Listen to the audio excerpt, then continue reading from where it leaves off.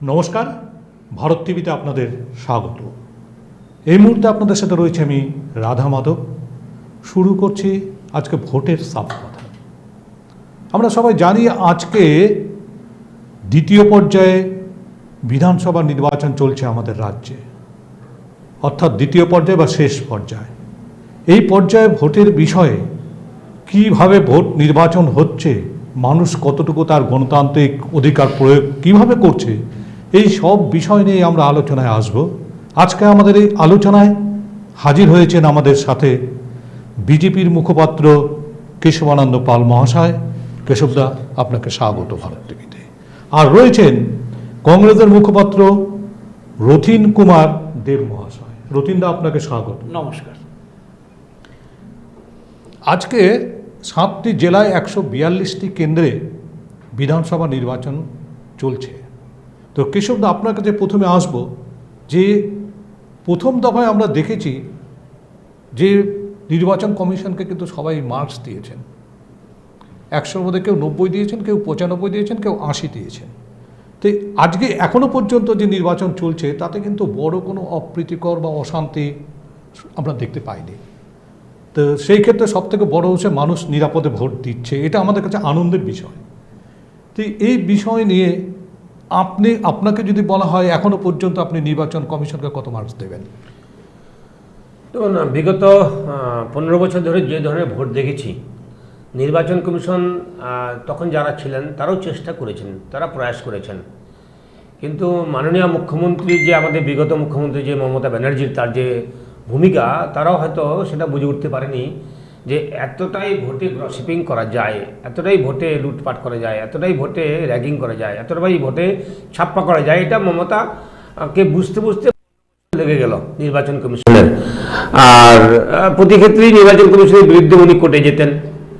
আর যাই হোক, কিন্তু এরকম ধরনের তিনি এন্টি একটা নির্বাচন কমিশনকে এক ঘরে ফেলে দিয়ে উনি নির্বাচনটা পার করতেন। এবার যেটা এতদিন জানতাম যে পুলিশ দেখবে আর সিআরপিএফ বা কেন্দ্রীয় বাহিনী তারা বাইরে থাকবে। এবার দেখছি কেন্দ্রীয় বাহিনী ভিতরে এবং বাইরে নজরদারি করার ক্ষমতা পেয়েছে। এই ভূমিকাটা নির্বাচন কমিশনকে নিতে দেরি হয়েছে। এতে মমতার বেজায় রাগ আছে এবং চটেছে, তার যে কথাবার্তার ধরনেই বোঝা যাচ্ছে। তবে নির্বাচন কমিশন নীরব এবং স্থিরভাবে যে দৃঢ়তার সঙ্গে কাজ করে যাচ্ছেন, আমি এখনও পর্যন্ত তাকে 100-তে 100ই দেব। এই জন্যই দেব যে খুব বড় ধরনের ঘটনা উত্তরবঙ্গে তেমন ঘটেনি, এখনো পর্যন্ত ঘটেনি, কিন্তু এখনো নির্বাচনের সময় বাকি রয়েছে। বাকি সময়টাই বলবে যে নির্বাচন কমিশন কোন জায়গাটা যাবে, বাকি সময়টা বাকি আছে, এ পর্যন্ত ঠিকই আছে। এবার একটু আসবো রথীনদার কাছে। রথীনদা, 142টি কেন্দ্রে এবং আমরা দেখছি যে 2343 কোম্পানি, অর্থাৎ বলা চলে 2 লক্ষের অধিক ফোর্স রয়েছে। সেক্ষেত্রে আমরা দেখি সারা ভারতবর্ষে যখন নির্বাচন হয় 3 থেকে 3.5 লক্ষ সেন্ট্রাল ফোর্স কাজ করে। তো এই যে ব্যাপক পরিমাণ যে সেন্ট্রাল ফোর্স এবং সাথে রয়েছে মার্কসম্যান, যে সেই গাড়ি, বুলেট প্রুফ গাড়ি, এই সব কিছু নিয়ে মনে হচ্ছে একটা যুদ্ধের ইঙ্গিত। এই সব কিছু নিয়ে নির্বাচনে কি দরকার ছিল, আপনার কি মনে হয়? দরকার তো অবশ্যই ছিল। সাধারণত 2016-র পর থেকে শুধুমাত্র বিধানসভা না, প্রত্যেকটি ভোটে শাসক গোষ্ঠী গণতন্ত্রকে গলা টিপে হত্যা করেছে। আপনি 17 সালের মিউনিসিপ্যাল ইলেকশন বলুন, চাই যে কোনো ইলেকশন আসুক, এটা কিন্তু কমন পিপল কিন্তু মেনে নিতে পারেনি। তারা, সাধারণ মানুষ কিন্তু খুব চাইছিল যে সে তার নিজস্ব যে ভোটাধিকার কি যাবে, গিয়ে হয়তো সে শাসক গোষ্ঠীকেই ভোট দেবে, কিন্তু সে নিজে দেবে, তাকেও দিতে দেওয়া হয়নি। এরকম ঘটনাও আছে যে সে যে ভোট দেবে সে তাকে দিতে দেওয়া হয়নি। মানে এরকম ঘটনা আমার কাছে উঠে এসেছে বহুবার বিভিন্ন জায়গা থেকে। খুব কষ্ট হয় যে শাসক গোষ্ঠী এইভাবে কেন গণতন্ত্রকে হত্যা করলো।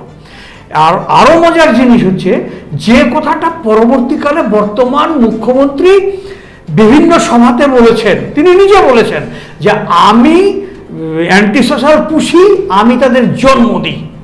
কাজে তিনি তাদের ব্যবহারও করেন, এটা উনি নিজে বলেছেন।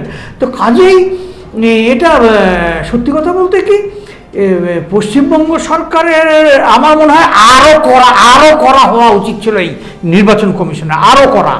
যে আমি 9:30 অবধি আমি সরাসরি দেখেছি, তাতে মনে হয়েছে যে না ভোট ঠিকঠাক আছে, তারপরে বিচ্ছিন্ন বোধহয় দুই একটা কথা কাটাকাটি বা এরকম কিছু একটা দেখেছি, সেই জায়গাতেও যেন নির্বাচন কমিশন আরো করা হবে। এবং এক জায়গায় বিজেপি মাথাও ফেটেছে, মাথা ফেটেছে। এই যে কেন মাথা ফাটবে কেন, আমাকে একটা বলুন তো কেন হবে তা? একটা লোক ওখানে গেছে, ঠিক আছে, কেউ যদি চায় সেখানে সিকিউরিটি আছে, ঠিক আছে সরে যান। আমরা এতটুকু নিজেদের উপর বিশ্বাস রাখতে পারি না? এ কোন যন্ত্রণা, কোন দেশে বসবাস করছে? এটা হতে পারে না, এটা হতে পারে না। যাই হোক, আমি এ ব্যাপারে যে নাম্বারের কথা বললেন সে ব্যাপারে আমি বলবো 100-র মধ্যে আমি এখন পর্যন্ত আমি 85 দিব। আচ্ছা, হ্যাঁ, এবং বাকি সময়টা পড়ে রয়েছে। হ্যাঁ, আমি এখন পর্যন্ত 85 দেব এবং এই 15 আমি রেখে দিচ্ছি। এই এখন থেকে পরবর্তী সময়টা একটা মধ্যে মাথা ফেটেছে, হ্যাঁ, ওখানে কিন্তু 4 নাম্বার গেল। আচ্ছা কেশব দা, আমরা দেখলাম যে ভবানীপুরের যে কেন্দ্র, সেটা হচ্ছে এখন মানুষের মুখে আলোচনার কেন্দ্র এবং সব থেকে বেশি হচ্ছে সেন্সিটিভ জায়গা সেই জায়গাটায়। এবং আমরা দেখছি যে সকাল থেকে মুখ্যমন্ত্রী নিজে বিভিন্ন বুথে বুথে ঘুরছেন, যেটা কিন্তু আজ পর্যন্ত মুখ্যমন্ত্রীকে কোনোদিন দেখা যায়নি। এবং মুখ্যমন্ত্রী এর আগে ভোটে দাঁড়াতেন এবং তার হয়ে তার দলীয় কর্মীরাই বেশি সেই সমস্ত জায়গায় পাহারা দিতেন বুথ। কিন্তু মমতা বন্দ্যোপাধ্যায় নিজে বুথ পাহারায় নেমে আসছেন এবং সব থেকে একটা বড় অভিযোগ আজকে সকালে করেছেন যে নির্বাচন কমিশন যা খুশি তাই করছেন বিজেপির নির্দেশে। এই জায়গাটাকে আপনি কি বলবেন? তাহলে কি নির্বাচন কমিশন বিজেপির নির্দেশে কি কাজ করছে ভবানীপুরে?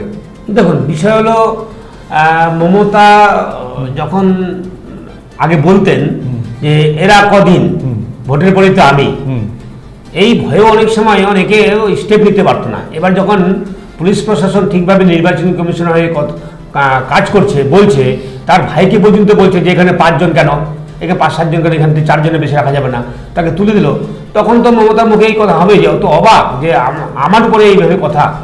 আর এই ধরনের যে মমতা বলছে যে বিজেপির হয়ে কথা কাজ করছে বা বিজেপির, দেখুন না এখনো পর্যন্ত 2-1টা মার খেলে বিজেপিরাই খেয়েছে, মাথা ফাটলে বিজেপির মাথা বেড়েছে। সকালে আরেকটা অভিযোগ করেছে যে মমতা বন্দ্যোপাধ্যায় সেখানে নাকি আপনারা তৃণমূলের ব্যানার ফেস্টুন খুলে দিচ্ছেন। হ্যাঁ, একটা তো বলতে হবে, কে বলছে? মমতা, জনগণ বলেনি। মমতা অভিষেক বলেছে, মমতা অভিষেক, কারণ সংসারটা তাদের তো ফাজলা করে কি যে পিছিয়া ভাইপো মিলে বাংলাকে চালাবে, বাংলা মানুষ সেটা মেনে নেবে না। বাংলার মানুষ 14 বছরের রাগ ঝরে দিচ্ছে, কেমন ভোট দিতে দেখিয়ে দিচ্ছে। তো কাজেই যারা সেটা তো ভবানীপুর নিয়ে আপনাদের যারা দাপাদাপি করছে, শুভেন্দু অধিকারীকেও সেই জায়গাটা ঘুরে ঘুরে সেই ক্ষেত্রে আপনাদের ওই জায়গাটাই বলছি, যারা এতদিন দাপাদাপি করতো, সেই দাপাদাপি প্র্যাকটিসটা তো সহজ করা থামানো সহজ না, কাজে তার ছিটাপোটা পড়ছেই। আর শুভেন্দু অধিকারী তো মাঠে ময়দানের লোক, মমতাও মাঠে ময়দানের লোক, কিন্তু মমতা গোটা 294 তার, আজকে দেখা যাচ্ছে মমতার ভবানীপুরটাই তার। না, তৃণমূল নেতৃত্ব বলছে যে মমতা বন্দ্যোপাধ্যায়কে ভবানীপুর কেন্দ্রে আটকাবার জন্য বিজেপি কর্মীরা না এগিয়ে তারা হচ্ছে নির্বাচন কমিশনের লোককে এগিয়ে দিয়েছে। কে কাকে? জনগণ ভোট দিচ্ছে তো, নির্বাচন কমিশন তো ভোট দিচ্ছে না, জনগণ ভোট দিচ্ছে। জনগণ ভোট দিয়ে যদি মমতা ওখানে জিতে যায় তাহলে বলবে, জনগণই বলবে হ্যাঁ মমতাকে ভোট দিয়েছে। ভোটটা তো হোক, মমতা হারার লক্ষণ দেখতে পেয়েছে। বিগত দিনে দেখা যায়নি মমতাকে ওই কেন্দ্রের জন্য এতটা তৎপর। উনি ঘুরে বেড়াতেন বিভিন্ন জায়গায়, বিকেলবেলায় এসে 4টার সময় একবার খোঁজ খবর নিতেন আর বলতেন ভোটটা শান্তিপূর্ণ, নিজে ভোটটা দিয়ে চলে যেতেন। আজকে সকাল থেকে নিজেকে নামতে হয়েছে। কেন নামতে হয়েছে? নিজে আতঙ্কিত, নিজের জায়গাটা নিজের আছে কিনা তার প্রমাণ হয়ে যাবে। শুভেন্দু অধিকারী ঠিকই বলেছেন, হারতে বসছেন। রথিনদা, সকাল থেকে দেখা যাচ্ছে যে প্রথম দফায় যে ভোটগুলো হয়েছিল আমরা দেখেছিলাম যে সকাল থেকে লম্বা লাইন এবং 9টার মধ্যে 18 থেকে 19% ভোট পোলিং হয়ে যাওয়া, সেই একই রকম দৃশ্য কিন্তু দেখা যাচ্ছে কিন্তু সেকেন্ড ফেজ বা শেষ হয়েছে। তো এই জায়গাটা মানে এই যে ভোটারদের মধ্যে উৎসাহটা আপনি কিভাবে দেখতে পাচ্ছেন? ভোটারদের এই উৎসাহ আমি ব্যক্তিগতভাবে মনে করি এটা মানে অ্যান্টি এস্টাবলিশমেন্ট ভোট, এস্টাবলিশমেন্টের বিরুদ্ধে ভোট। কারণ এই বিগত 14 বছরে সাধারণ মানুষকে তাদের দাবি দেওয়ার কথা, তাদের ক্ষোভের কথা সংগঠিতভাবে তুলে নিয়ে আসবার সুযোগটা এই সরকার দেয়নি।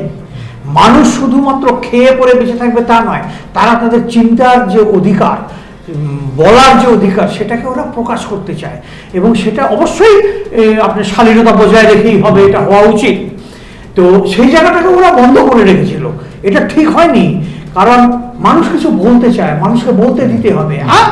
আজকে যেই ক্ষমতায় আসুক না, এই নির্বাচনে যদি বর্তমান শাসক গোষ্ঠী যদি সরে যায়, অন্য কোনো কেউ যদি ক্ষমতায় আসে, আমি সেদিনও বলবো, এমনকি আমার রাজনৈতিক দলও যদি সেখানে থাকে, আমি তো একটা নিশ্চয়ই রাজনৈতিক দল করি, সেই রাজনৈতিক দলের কেউ যদি এরকম ক্ষমতায় আসে, আমি সেখানে আমার ওই একই বক্তব্য থাকবে যে সাধারণ মানুষের যে গণতান্ত্রিক অধিকার সেটা যেন ক্ষুণ্ণ না হয়, এবং তাকে যেন সেই স্কোপটা যেন দেওয়া হয় যে হোক না, কি হয়েছে, এই নিয়েই তো হবে। আজকে বিগত 50 বছর ধরে কংগ্রেস ক্ষমতায় নেই, তবুও কিন্তু কংগ্রেসে কিছু লোক এখানে ওখানে কিন্তু আছেই, এটা তো অস্বীকার করার জায়গা নেই। তো আজকে এই এরা যে ভয় পাচ্ছে, এটা আসলে ভয় থেকে তাদের রিয়াকশনটা হচ্ছে। মানে আপনি চাচ্ছেন যে এখন যে শাসক শ্রেণী আছে যেভাবে ভোট করছে, তাতে এই মানে এতদিন করতো এবং আজকে যেটা পারছে না, এবং এরপরে যদি যে শাসক শ্রেণী ছাড়া অন্য কোনো শক্তি যদি আসে, তাকে আপনারা সমর্থন জানাচ্ছেন যে যেই আসুক ক্ষমতা, সে তো নিরনুভাবে আসবে, এসে সে যদি আবার মানুষের গণতান্ত্রিক অধিকারকে ক্ষুণ্ণ করবার চেষ্টা করে, সেখানে আমার এই একই বক্তব্য থাকবে যে না, এটা তুমি করবে না, এটা তুমি পারো না করতে, এটা করা যাবে না। কিন্তু কিন্তু একটা জিনিস দেখবার বিষয় আছে যে এখন এখানে মূলত শক্তি হচ্ছে, মানে বিপক্ষের শক্তি হচ্ছে বিজেপি। এটা অস্বীকার করে লাভ নেই যে শাসক শ্রেণী এগেনস্টে বিজেপি হচ্ছে মূল শক্তি। এবার নির্বাচনের পর যদি কোনো কারণে দেখা যায় যে বিজেপি এবং তৃণমূল তাদের যে সংখ্যাটা প্রায় কাছাকাছি রয়েছে, এবং সেই ক্ষেত্রে বিজেপিকে আটকাবার জন্য আপনার এই রথিন দেবের আজকের কথাটা কি তখন কংগ্রেসের প্রযোজ্য হবে যে সেক্ষেত্রে কংগ্রেস সমর্থন জানাবে টিএমসিকে? শুনুন, কংগ্রেস টিএমসিকে সমর্থন জানাবে না কাকে সমর্থন জানাবে সেটা কংগ্রেস নেতৃত্ব ঠিক করবে, সেটা কংগ্রেস নেতৃত্ব ঠিক, ওই জায়গায় আমার কোনো বক্তব্য নেই। আমার বক্তব্য একদম পরিষ্কার যে মানুষের যে গণতান্ত্রিক অধিকার যা সংকুচিত করা হয়েছিল, তা যেন সম্পূর্ণভাবে মানুষকে দেওয়া হয়। সমালোচনা হবে তো, সমালোচনা গণতন্ত্রের অন্যতম একটা শর্ত। যে ক্ষমতায় থাকবে তার কাছে প্রশ্ন যাবে, সে উত্তর দেবে, এটা হচ্ছে স্বাভাবিক নিয়ম। হ্যাঁ, তার মধ্যে শালীনতা থাকতে হবে, তার মধ্যে যুক্তিগ্রাহ্য কিছু প্রশ্ন বা ব্যাখ্যা ইত্যাদি থাকতে হবে, কিন্তু সেগুলোকে অতিক্রম করে আমরা যদি পথ চলা শুরু করি তাহলে মুশকিল, তা হবে না, তা হবে না। কারণটা হচ্ছে যে দেখুন, রাজনৈতিকভাবে একজন এক রাজনৈতিক মতবাদের হতেই পারে, তাই বলে আমরা ঘুষাঘুষি করবো, একে কথা বলা বন্ধ করে দেবো, এটা হতে পারে না, এটা ঠিক না, এটা গণতান্ত্রিক অধিকার না। গণতন্ত্রের অন্যতম শর্ত এবং সৌন্দর্যটাই এই জায়গায় যে বিরোধীরা থাকবে এবং তারা কি বলবো যে সংগঠিত সমালোচনা করবে, এটা স্বাভাবিক ঘটনা। সমালোচনা করলেই তারা দেশদ্রোহী, সমালোচনা করলেই তারা দেশবিরোধী কার্যকলাপে যুক্ত হচ্ছে, বা সমালোচনা করলেই তাকে ধরে নিয়ে যেয়ে জেলে ঢুকিয়ে দেওয়া হবে, এটা ঠিক না, এটা ঠিক না, এটা আমি বিশ্বাস করি না। এবং আগামীতেও যদি যেই আসুক না কেন, এ হলে পরে আমরা আমাদের মতো করে আমাদের যে মুভমেন্ট আছে, আমাদের যে আন্দোলন আছে, আমরা তাকে আরো বেশি সংগঠিত করব। আচ্ছা রথিন, আপনার কাছে একটু যাবো যে সেই আমাদের আগের প্রশ্নে আসবো যে রথিনদা বলছে কেশবদার কাছে, যে সেটা হচ্ছে যে মমতা বন্দ্যোপাধ্যায়ের যেটা অভিযোগ, নির্বাচন কমিশনকে দিয়ে বিজেপি এমনভাবে কাজ করাচ্ছে যে সারা রাজ্যে, শুধু ভবানীপুর কেন্দ্র না, সারা রাজ্যে এমন কাজ করাচ্ছে যে সেখানে বলছে যে যুদ্ধক্ষেত্রে শুধুমাত্র রাফায়েল ছাড়া আর সব কিছু নামিয়ে দিচ্ছে, এখন রাফায়েলটাই বাকি। মমতার কথা মানুষ আর ধরবে না। মমতা এতদিন বলতেন শান্তিপূর্ণ ভোট হচ্ছে, মমতা বলছেন বিরোধীর পাশে লোক নেই, মমতা বলছেন ওদের পতাকা ছিঁড়েছে, এটা মমতা, জনগণ না, বাংলার জনগণ না, বাংলার জনগণ তার কাছে নেই। অভিযোগকারী মমতা এবং আপনার অভিষেক ব্যানার্জি, দুই পিসি ভাই করি তাদের অভিযোগ করবে নির্বাচন কমিশনের বিরুদ্ধে, বিগত তুলে দেখা গেছে। এটা তার স্বাভাবিক প্রবণতা, গণতন্ত্রে এটা করতে পারে, করছে। কিন্তু বাংলার মানুষ মমতার পাশে নেই, বাংলার মানুষ মমতা তৃণমূলের পাশে নেই, এটা নিশ্চিত, এই ব্যাপারে কোনো প্রশ্নই নেই। খালি ভোটটা পেরোতে দেন, মমতাকে পোস্টার হয়ে যেতে হবে। কংগ্রেস তো কয়েকজন আছে, সিপিএম কয়েকজন আছে, তৃণমূল পোস্টার হয়ে যাবে, তৃণমূল থাকবে না, বাংলার মানুষ তৃণমূল থাকবে না। এই যে বাংলা বাংলা বাঙালি বাঙালি চিৎকার করছেন, যারা এখানে সিপিএম করছেন, তৃণমূল করছেন, বিজেপি করছেন, সিপিএম কংগ্রেস করছেন, যারা যেই পার্টি করুন সবাই বাঙালি। একটা সর্বভারতীয় দল বিজেপি বলে বিভিন্ন রাজ্য থেকে তার নেতৃত্ব আসতেই পারে, কিন্তু এই বহিরাগত বাঙালি এইসব মানে অপতকমা, মানে বাঙালি আবেগটা কিভাবে বাঙালির মাছ খায় না, এই খায় না, এই কি সব ভালো রে ভাই। আর গিয়ে দেখুন আপনি কেরালায় মাছ খায় কিনা, বাঙালি ছাড়া মাছ খায় কিনা, আজকে আপনি আসামে যা মাছ খায় কিনা, আজকে যেখানে যেখানে বিজেপি মাছ খায় না, মাংস খায় না, এইসব মানে বাচ্চা বাংলার মানুষকে এত মমতা কাঁচা ভাববে, যখন যে একটা গিমিক তুলবেন উনি, ওই গিমিকে বাংলার মানুষ ফেসে যাবে, আর ফাঁসবে না। প্রথমবার ভাবছিল যে বোধহয় দিদি, তারপর ভাবছিল, এইবার কিন্তু সাপ। না, এর আগে যেটা অভিযোগ করেছে যে বাঙালি নিয়ে, যে আমাদের রাজ্যের অন্যান্য যে যেসব ভিন রাজ্যগুলোতে বাঙালিরা যাচ্ছে কাজ করতে, সেখানে নাকি এটা তো মমতা উস্কানি, এটা তো মমতা জায়গাগুলোতে এটা মমতা উস্কানি হচ্ছে। যে কোনো কারণে কোনো বাঙালি বললে মমতা সেটাকে ছাপ লাগিয়ে দিত। এশিয়ার কেন যেত বললে ওটা এশিয়ার দোষ দিয়ে দিত, যে কোনো কারণে বলে এশিয়ার দোষ দিত। এটা তার বকবকানি, এইগুলো মানুষ দেখবে না। কেন বলছি আমি, মমতার যখন অস্তিত্ব, এখন যে কোনো মানুষের অস্তিত্ব যখন শেষ হয়ে না, তখন তাকে একটা না কিছু আঁকড়ে ধরতে হয়। এটা দেশ, ভারতবর্ষ সবার দেশ, বাঙালি, বিহারি, পাঞ্জাবি সব জায়গায়, সবাই সব জায়গায় থাকবে, সবার নিজস্ব সংস্কৃতি। বরঞ্চ মমতা সেখানে অ্যারাবিক সংস্কৃতি শুরু করেছেন। বাংলা সাবজেক্টের পরিবর্তে আরবি সাবজেক্ট দিতে গিয়ে তাপসকে মূর্তি হয়েছে, দারবিকে মূর্তি হয়েছে, রাজেশকে মূর্তি হয়েছে। উনি বাইরে এসে অ্যারাবিক সাবজেক্ট করেছেন। উনি আকাশকে আসমান বলেন, উনি বাংলাকে, উনি আদাব সালাম শব্দকে উনি মিশ্র। উনি কি করছেন? ওটা বাঙালি কালচার, এটা বাঙালি বাংলায় কথা বলবে, বাংলা কালচার থাকবে তার, সেই কালচারকে তিনি নষ্ট করেছেন। আমরা দেখলাম যে আইপিএস, উত্তরপ্রদেশ থেকে আইপিএস কে নিয়ে আসা হয়েছে অমিত পাল শর্মা, এবং এই অমিত পাল শর্মাকে নিয়ে তৃণমূলের কিন্তু প্রচন্ড ক্ষোভ রয়েছে, এবং তারা গতকাল হাইকোর্টে পর্যন্ত গিয়েছেন যে অমিত পাল শর্মাকে বিভিন্ন জায়গায় মানুষকে ধমকাচ্ছে, এবং বিশেষ করে তৃণমূলকে বেছে বেছে নিয়ে ধমকাচ্ছে। তো এই বিষয়ে কি বলবেন আপনি? শুনেন, কোর্টে গেছিল, নির্বাচন পর্যায়ে কার হাতে থাকে? নির্বাচন কমিশনের। যাওয়া হচ্ছিল নির্বাচন কমিশনের কাছে। উনি তো আইনজ্ঞ, উনি তো বলে ল জানেন। কি করে মাথাটা নষ্ট হয়েছে, মানে মাথা নষ্ট হলে এটা বুদ্ধি করে। উনি হাইকোর্টে পাঠিয়ে দিলেন, হাইকোর্ট এক থাপ্পড় মেরেছে বসে। কারণ যিনি এসেছেন, কি জন্য এসেছেন? নির্বাচন কমিশনের নির্দেশ এসেছেন। কিন্তু এসেছেন যে নির্বাচন ব্যবস্থাটাকে সুস্থ সম্পন্ন করবার জন্য। তো সুস্থ সম্পন্ন করবার জন্য তাকে যেখানে যেখানে অভিযোগ, সেখানে তাকে যেতে হবে। জাহাঙ্গীরের নামে অভিযোগ, বাংলার মানুষ জানে বিগত দিনে তারা ভোটার কার্ড নিয়ে নিয়েছে। ভোট দেবেন না বিজেপিকে, দিলে কিন্তু করে দেখে নেব, ভোট দিতেই যাবেন না আপনারা। তো এইরকম ধমকানি চমকানি এখানকার বাংলার মানুষ তো জানে, প্রত্যেকটা মানুষ জানে, প্রত্যেকের ব্যথা আছে, অনেক ইতিহাস আছে, ঘটনা আছে। এবং হাইকোর্ট কালকে নির্দেশ দিয়েছে, বলছে আপনাদের যদি কোনো অভিযোগ থাকে আপনারা স্বাভাবিক বলেছে, তাকে শুনতে হয়েছে। তার মধ্যে বিচক্ষণ রাজনীতিবিদের কাছে এরকম বোকামি পরিকল্পনা কার্যক্রম তাকে শুনতে হয়েছে। রথিনদা, আপনি এই বিষয় নিয়ে কি বলবেন? এই যে অমিত পাল শর্মা উত্তরপ্রদেশ থেকে নিয়ে, এক্ষেত্রে আমাদের পশ্চিমবঙ্গের কোনো পুলিশকে কি কাজে লাগানো যেত না? পশ্চিমবঙ্গের পুলিশ প্রশাসনটা রাজনীতিকরণ ঘটে গেছে অনেকদিন আগে, এবং খুব কম সংখ্যক অফিসার এখনো হয়তো বা টিম করে জ্বলছেন, যাদেরকে ইতিমধ্যে নির্বাচন কমিশন ব্যবহার করছে। আরও প্রয়োজন বোধে তারা বাইরের থেকে নিয়ে এসছেন। এবার বাইরের থেকে যাদেরকে নিয়ে এসছে তাদের কেউ শুধুমাত্র উত্তরপ্রদেশ সেরকম নয়, সব জায়গায়, ওড়িশা, বিভিন্ন জায়গা থেকে এসছে। কারণ এই চাকরিটা হচ্ছে সর্বভারতীয় চাকরি, তারা সেখান থেকে আসবে, এটা স্বাভাবিক ঘটনা। কিন্তু এটা নিয়ে আমি কিন্তু অত বেশি নই।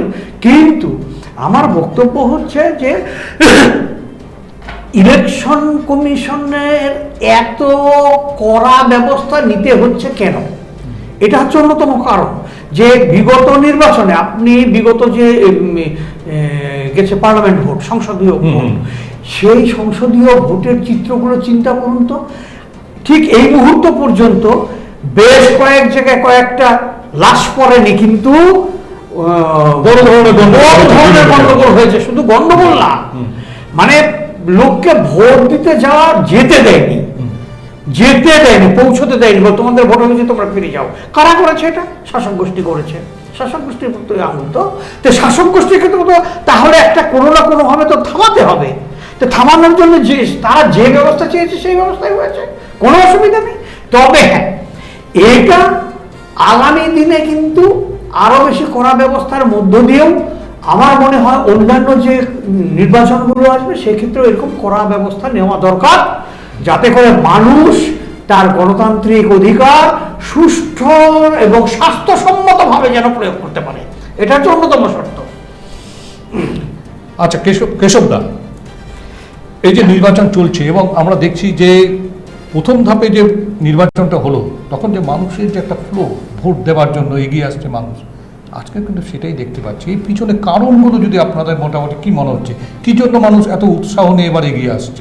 দেখুন, মানুষের স্বপ্ন যে স্বাধীনতা প্রাপ্তির, ভারতবর্ষে মানুষ স্বাধীনতা জোগাড় করেছে, স্বাধীন সংবিধান হয়েছে, গণতন্ত্র একটা উৎসব আকারে নিয়েছে। গণতন্ত্রে প্রত্যেকে তার নিজের ভোট দেবে, এটা তাদের আনন্দের উৎসবের হবে। কিন্তু বিগত নির্বাচনগুলোতে দেখা গেছে যে 70 বছরের মানুষকেও ভোট দিতে গিয়ে ভোট দিতে দেওয়া হয়নি, এবং একটা মিষ্টির প্যাকেট, একটা মাংসের ভাতের প্যাকেট দিয়ে ধরিয়ে বলেছে যে আপনাকে ভোট দিতে আপনি বাড়ি যান। কিন্তু মাংস ভাতের যে প্যাকেটটা তার কাছে বিষ মনে হয়েছে। সে দুঃখ করে বলেছে যে এই ধরনের দিন দেখতে হবে আমাকে, এটা আমি ভাবতে পারিনি। সেই জায়গা থেকে মানুষ নিষ্কৃতি পেয়েছে। নির্বাচন কমিশন করা হয়েছে, করা হতে হয়েছে। আমরা এটাও তো দেখেছি যে আগে গ্রামগঞ্জ থেকে হোমগার্ড ডেকে নিয়ে নির্বাচন হয়ে যেত, তার একটা প্রশিক্ষণ দিয়ে দিত, নির্বাচন হয়ে যেত, এত তো বাহিনী লাগতো না। আজকে রাজ্যের পরপর দুটা ভোটে নির্ভর করেছে, রাজ্যের পুলিশের উপর নির্ভর করেছে, নির্বাচন করা স্টেপ নেওয়ার চেষ্টা করেছে, করতে পারেনি। আজকে কেন্দ্রীয় বাহিনীকে দিয়ে সবকিছু তাকে অল ইন্ডিয়া বেসিসে তাকে বিভিন্ন রকম আজকে সেনাবাহিনী নিয়ে আসতে হয়েছে। কাজেই মানুষ দেখেছে যে আমি অন্তত ভোটটা দিতে পারবো, আমিও ভোট দিতে পারবো। এই যে ভোট দেওয়ার, এতদিন ধরে ভোট দেওয়ার মানে ভোটারদের নিরাপত্তা নিশ্চিত হয়েছে নিশ্চিত, আপনাদের ধারণা? আমি নিশ্চিত আমরা ভোট দিতে পারবো, আমার অন্তত বিপদ হবে না। তবুও বলবো 1% যে বাদ যাচ্ছে না, 1% বলছে তারা সংশয় যে আমাকে ভোট দিতে না করেছিল, ভোট দিতে দেখলেই ভাববে আমি এনটি ভোট দিয়েছি, এরকম কিন্তু 1% বাদ চলে যাবে।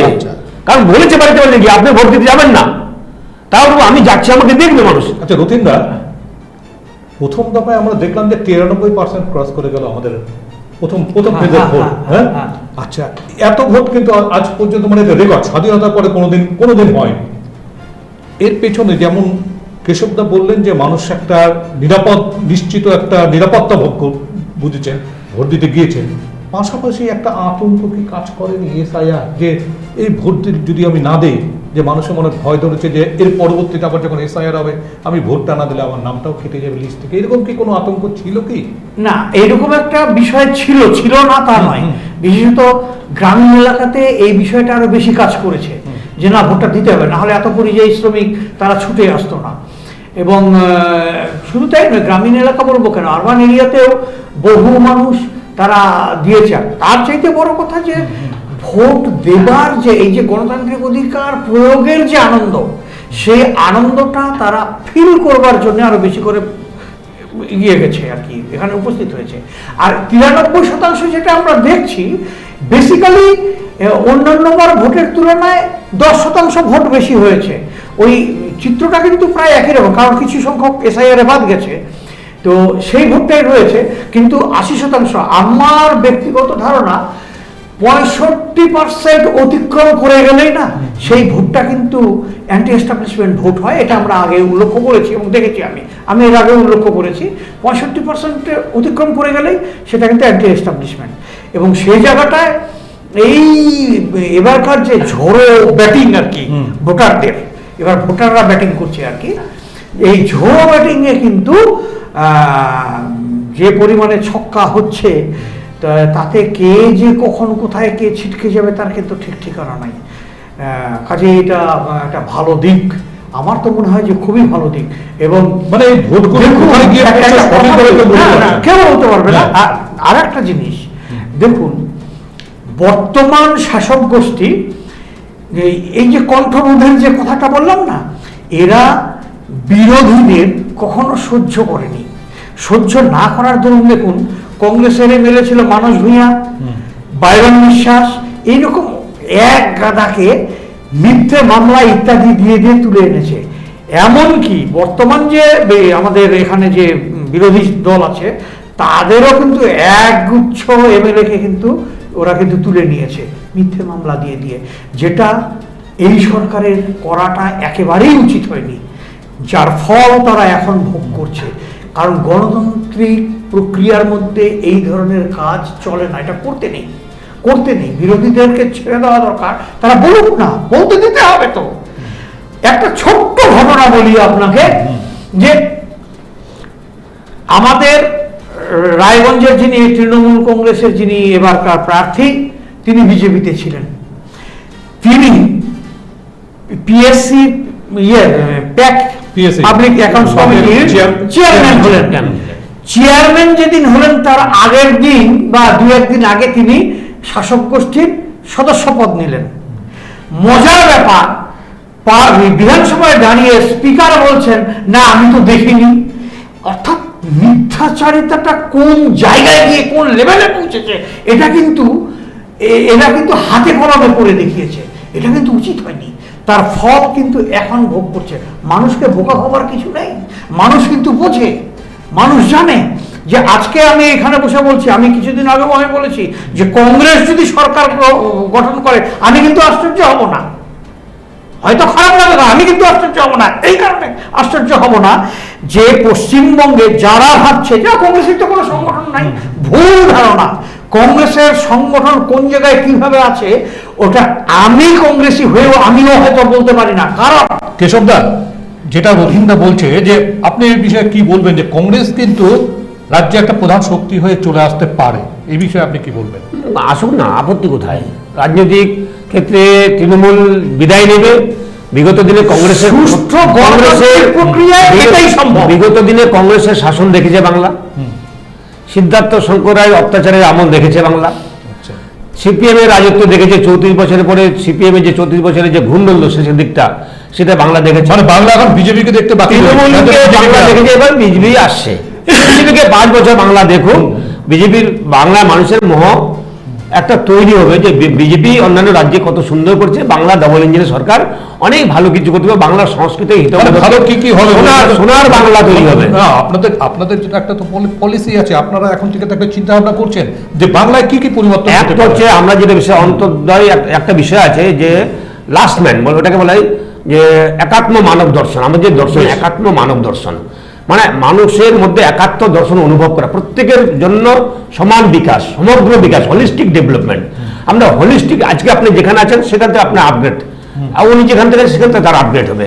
ওই জন্য সব এই হোলিস্টিক ডেভেলপমেন্টের মধ্যে নিশ্চয়ই হেলথ, সবকিছুই, এডুকেশন, আপনার শিক্ষা, এমপ্লয়মেন্ট, শিক্ষা, স্বাস্থ্য, যোগাযোগ, শিল্প, আপনার প্রতীকের সংস্কৃতি, সংস্কার, হাতে হাতে কাজ, যেটা হচ্ছে নরেন্দ্র মোদী সরকারকে বড় হচ্ছে একটা চ্যালেঞ্জ ছিল। এবার বলছি শিক্ষাটা নিয়ে কি করবে, শিল্পের মধ্য দিয়ে আপনার হাতে হাতে কাজ আসবে। যে শিল্প, ছোট শিল্প, বড় শিল্প, কৃষি শিল্প, অনুসারী শিল্প, বিভিন্ন শিল্পে আমরা হাত বাড়াবো। যোগাযোগের মাত্রা অনেক বেড়ে যাবে, যোগাযোগ বলে শিল্পের পরিসর বেড়ে যাবে, শিল্প বললে কর্মসংস্থান বাড়বে। আমাদের কর্মসংস্থানের ধারণাটা আমি পরিষ্কার করছি, কর্মসংস্থান মানে এমপ্লয়ি, সরকারি এমপ্লয়মেন্ট কার্ড দিয়ে চাকরি, সেটা নয়।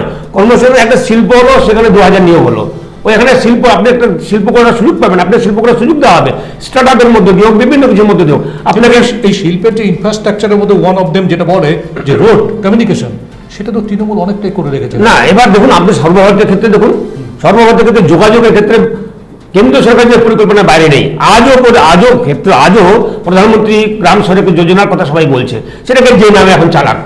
এই জন্য যে করিডোর, যে ফ্রেড করিডোর, আর যে শিল্প করিডোর, যে বিভিন্ন দিকগুলো ভাবছে, তো এই করিডোরগুলো যখন ঠিক হবে, দেখবেন রাস্তা যোগাযোগ যখন বেড়ে যাবে, শিল্পক্ষেত্রে যখন বেড়ে যাবে, তখন কর্মসংস্থান স্বাভাবিক বেড়ে যাবে। তাহলে শিক্ষা, স্বাস্থ্য, সংস্কার, সংস্কৃতি সবকিছুই একটা বাংলার একটা হিত গড়ে তোলে। বাংলা সোনার বাংলা হবে। আচ্ছা রথীনদা, এই যে শিল্প নিয়ে যখন আলোচনা হয়, এর আগে কংগ্রেস আপনারা ক্ষমতায় ছিলেন, এবং ক্ষমতায় থাকার পরেও আজকে কেন বাংলায় কোনো শিল্প নেই, সেইভাবে তৈরি হয়নি? কংগ্রেসে যখন ক্ষমতায় ছিল সেই সময়ে এই পশ্চিমবঙ্গে যে শিল্পগুলো গড়ে উঠেছে তার সমস্তই ছিল কংগ্রেসের আমলে, বিধান রায়ের আমলে। আপনি কল্যাণী বলুন, দুর্গাপুর বলুন, চিত্তরঞ্জন লোকোমোটিভ বলুন, স্বাস্থ্যক্ষেত্র বলুন, ইত্যাদি ইত্যাদি, যাই সেরকম বড় বড় সেগুলোকে ধ্বংস করে, সেগুলোকে বিক্রি করে, শুধুমাত্র পশ্চিমবঙ্গ না, সারা ভারতবর্ষ জুড়ে এই সমস্ত কিন্তু গড়ে উঠেছিল। সেগুলোকেই বেসরকারীকরণ করে, সেগুলোকে বিক্রি করে, বন্ধ করে বর্তমান সরকার তাদের ক্ষমতা চালিয়ে নিয়ে যাচ্ছে। এটা কিন্তু ঠিক নয়।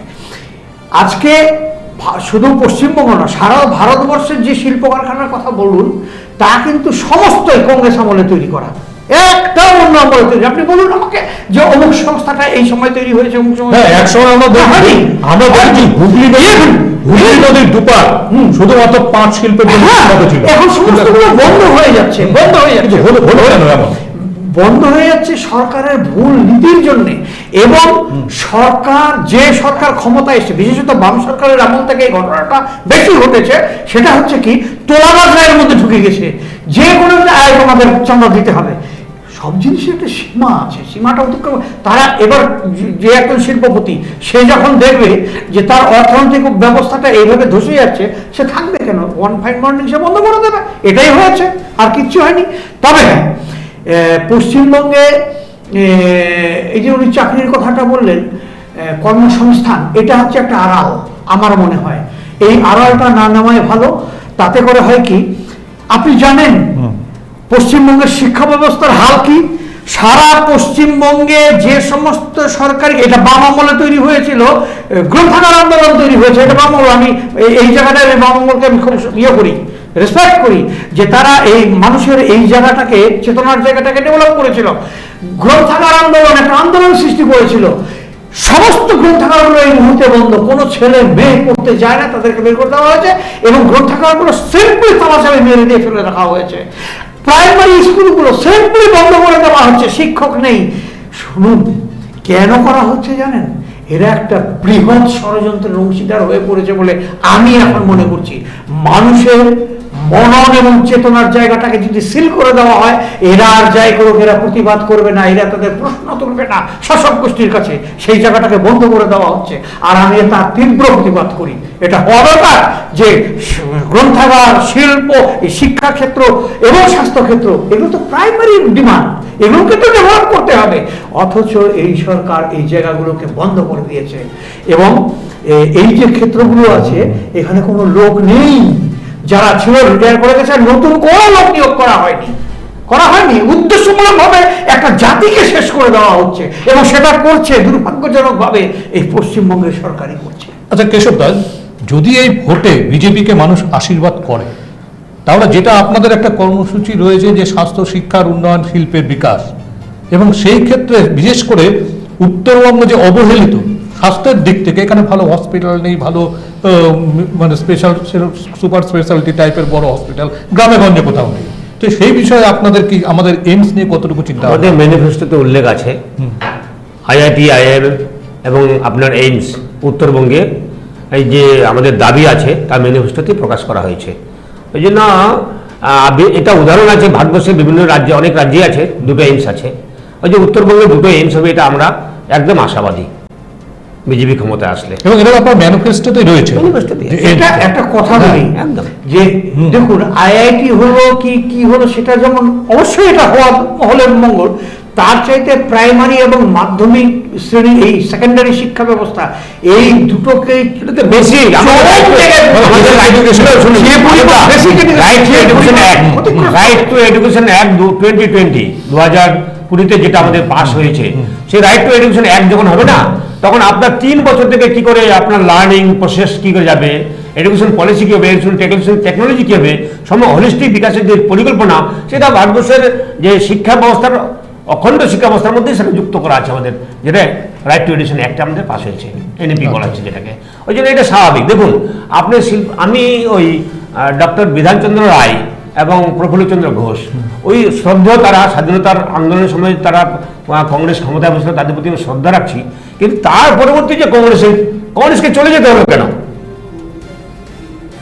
এই যে ক্লাব রাজনীতি যখন সিদ্ধার্থ শঙ্কর আয়াসে আমলে পড়লো, মস্তানি রাজনীতি আমলে পড়লো, সেটার থেকে বিদায় দিয়ে কিন্তু সিপিএম আসলো। সিপিএমও সেই খপ্পরে পড়লো। মমতা সেই সিদ্ধার্থ রায়ের মানসপুত্রী, সেইটাকে আরো মাত্রা এতটাই বাড়ালো, শিক্ষা, স্বাস্থ্য, মস্তানি, গুন্ডামি, সর্বটাকেই একটা কোনটা বাড়াতে হবে, সেটা কোনো মস্তানিটা বাড়ালো, গুন্ডামি বাড়ালো, দাদাগিরি বাড়ালো, কোনো কালচার নেই। ক্লাব থেকে মস্তানি করে উঠলেই তার নেতা হয়ে গেল। আমরা এই কালচারটা অন্তত বিজেপি রাখবে না। আমরা যদি বলি যে আমাদের উত্তর দিনাজপুর জেলাটা পিছিয়ে, এবং এইখানে রায়গঞ্জে কংগ্রেস আমলেই একটা শিল্প তৈরি হয়েছিল, রায়গঞ্জের স্পিনিং মিল, এবং এই স্পিনিং মিলে সকালবেলায় সাইরেন বাজলে আমরা দেখতাম যে হাজার হাজার শ্রমিক কাজে যাচ্ছে, প্রায় 2000-এর মতো শ্রমিক বোধহয় কাজ করতো, কিন্তু সেই শিল্পটা আস্তে আস্তে নষ্ট হয়ে গেল। তো যদি আপনারা ক্ষমতায় আসেন, তাহলে এই শিল্পটাকে কি পুনর্জীবনের কোনো চিন্তা ভাবনা আপনাদের রয়েছে? একটা সংগঠনের একটা দলের এক রকম নিজেকে বাঁচিয়ে রাখার তার একটা পলিসি থাকে। সিপিএম এর পলিসি হচ্ছে শ্রমিককে শেষ করা, শ্রমিকের রক্তের প্রতি রাজনীতি করা। শ্রমিক তৈরি হলে রাজনীতি করতে পারবে, যে শ্রমিককে উস্কিয়ে দিয়ে মালিককে শেষ করে দিয়ে শিল্পগুলো শেষ করেছে, এটা সিপিএম এর রাজনীতি। বিজেপির রাজনীতি, বিজেপি কোনো ধ্বংসাত্মক ক্রিয়া নয়, হোলিস্টিক সহযোগিতা, সহমর্মিতা, এই ভাবনার মধ্যে দিয়ে মানে সকলকে নিয়ে বিকাশ, সকলকে নিয়ে বিকাশ, যে যেখানে তাকে নিয়ে বিকাশ। ওই জন্য শিল্প উত্তরবঙ্গ এবং রায়গঞ্জ এখানে তখন এখনকার অনুসারে, যেমন এখন ভুট্টার চাষ হয়েছে, ভুট্টার থেকে আবার যে ধানের যে তুষ, সেখান থেকেও ইথানল হচ্ছে। তো এরকম অনুসারে শিল্প অনেক কিছু আছে উত্তরবঙ্গে সম্ভব। চাকে বিকাশ করে, চা শিল্পকে বিকাশ করে অনেক সুযোগ আছে উত্তরবঙ্গে। এই শিল্পগুলো গড়ে উঠবে, নিশ্চিত করে উঠবে। এই শিল্পগুলো গড়ে উঠবার জন্য যারা ভুট্টা, ধান এবং পাশাপাশি পাইনাপেল, এবং পাইনাপেল হচ্ছে আমাদের চোপড়াতে প্রচুর পরিমাণে, বিধাননগরে সেখান থেকে প্রচুর বাইরে চলে যাচ্ছে। তাহলে এগুলো দিয়ে বিভিন্ন রকম সস, তারপরে অন্যান্য জ্যাম, জেলি, এর মধ্যে প্রোডাকশন তো বড় বড় হতে পারে। এর মধ্যে দিয়ে কর্মসংস্থান হবে।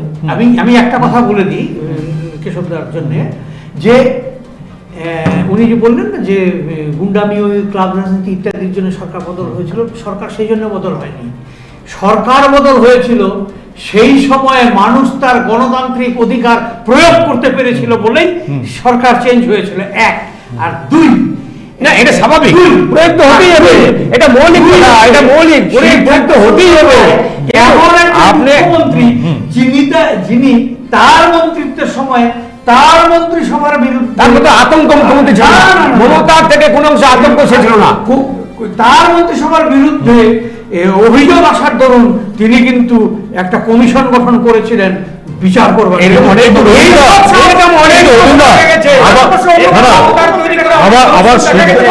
আবার সিদ্ধার্থ শঙ্কর রায়ের সময় আমরা দেখেছি যে ক্লাব রাজনীতি কিন্তু শুরু হয়েছিল সিদ্ধার্থ শঙ্কর রায়ের সময়।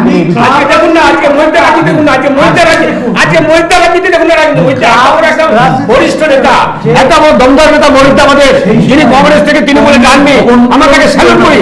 তার রাজনীতি দেখুন, তিনি একটা ক্লাবে কেন্দ্র করে রাজনীতি, তিনি প্রেসিডেন্ট, তিনি চেয়ারম্যান, তিনি সবকিছু, যার জন্য এখানে কংগ্রেস চলে গেল। গণতান্ত্রিক মানে তার ছেলেগুলো, তার তৈরি করে ছেলেগুলো, সন্দীপ বিশাল তার তৈরি করে ছেলে, পবিত্রের জন্য তার তৈরি করেছেন, তার ফিরে চলে যায়। এই কংগ্রেস ক্লাব রাজনীতি, আর আমাকে সমস্ত ক্ষমতা রাখতে হবে, আমাকেই থাকতে হবে, আমি এরা কেউ থাকবে না। শুনুন, যদি উত্তরবঙ্গ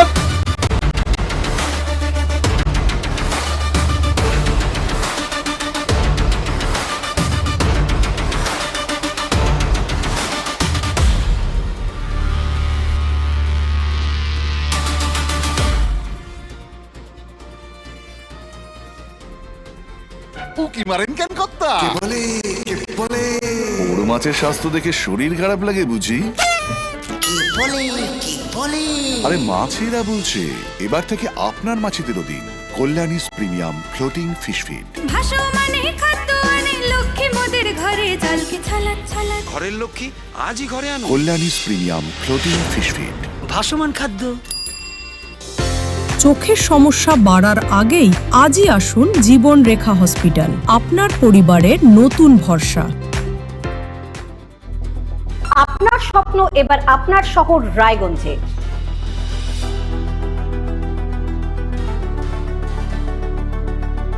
এবারে শক্তিশালী পালসার N160 আপনাদের স্বপ্ন পূরণের জন্য প্রস্তুত। সবচেয়ে কম দামে এবং আকর্ষণীয় ছাড়ে পেয়ে যাবেন আপনার স্বপ্নের বাইকটি। মাত্র 5,999 টাকা ডাউন পেমেন্টে করুন আপনার স্বপ্ন পূরণ। এছাড়াও থাকছে 6,000 টাকা পর্যন্ত ডিসকাউন্ট এবং 10 বছরের ওয়ারেন্টি ও 2 বছর ফ্রি সার্ভিসের সুবিধা। সাথে থাকছে আরও অতিরিক্ত সেভিংসের সুযোগ। তাই আজই আসুন বাজাজ হুইলসে। আমাদের ঠিকানা পূর্ব অশোকপল্লী, পুরনো জাতীয় সড়কের পাশে, রায়গঞ্জ, উত্তর দিনাজপুর। সোনার ছোঁয়ায় আপনাকে রাঙিয়ে দিতে চোখ ধাঁধানো শ্রীহরির গোল্ড প্লেটেড গয়নার বিপুল সম্ভার নিয়ে এলো রায়গঞ্জের সোনার ছোঁয়া। বিয়ে হোক কিংবা উৎসব অনুষ্ঠান, সোনালী মানতাসা, টাইচেন, সীতাহার, চূড়, চোকার, এমনকি মঙ্গলসূত্রে নিজেকে সাজিয়ে তুলতে আজই আসুন রায়গঞ্জের একমাত্র শ্রীহরির এক্সক্লুসিভ শোরুম সোনার ছোঁয়ায়। সঙ্গে থাকছে আকর্ষণীয় ছাড়। আমাদের ঠিকানা কলেজপাড়া বাজার, বিশ্ববিদ্যালয় মোড়, রায়গঞ্জ, উত্তর দিনাজপুর।